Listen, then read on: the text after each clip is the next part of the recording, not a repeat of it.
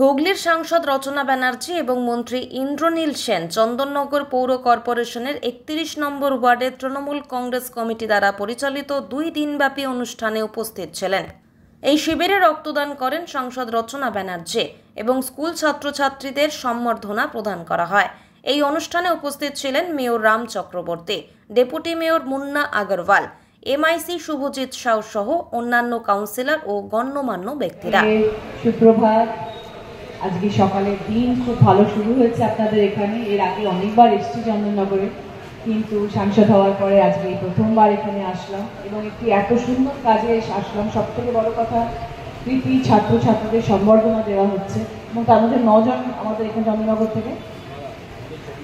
থেকে কজন হয়েছে?